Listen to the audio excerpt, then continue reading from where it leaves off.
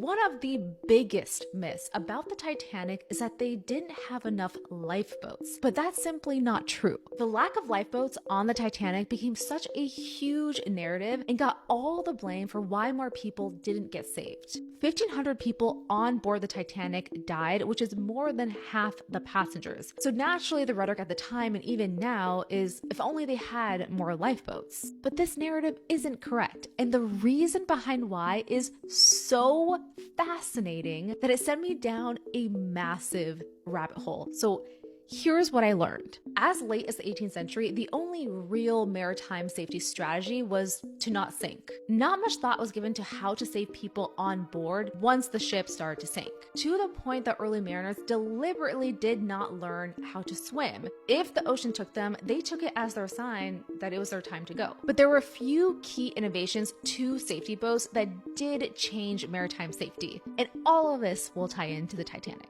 First, in the 18th century, cork was placed in the middle to keep the rescue boat afloat. But the biggest innovation was the ability for the rescue boat to not capsize and right itself. But why is that important? If you've ever tried to pull a live body out of the water and into a boat, it's almost impossible to do without capsizing. So that was a game changer and the birth of the first real rescue boats. But the really interesting thing is that these rescue boats didn't go on the ships. They were meant to be kept at shore, only to be taken out if there was a shipwreck or disaster. So if you were out in the middle of the ocean and your ship started sinking, there still wasn't a way to save yourself yet. And that's because of this. Take a look at this 18th century ship.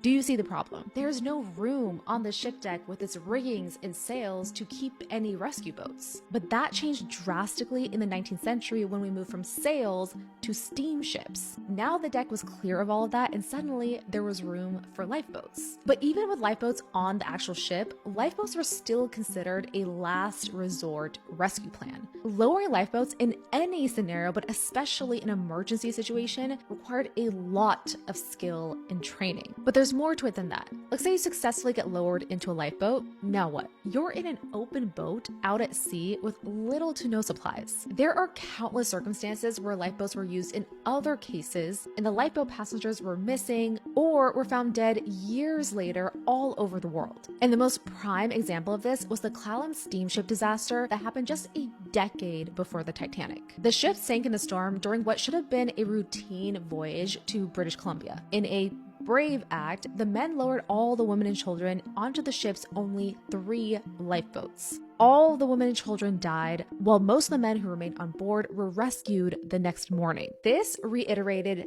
2 things.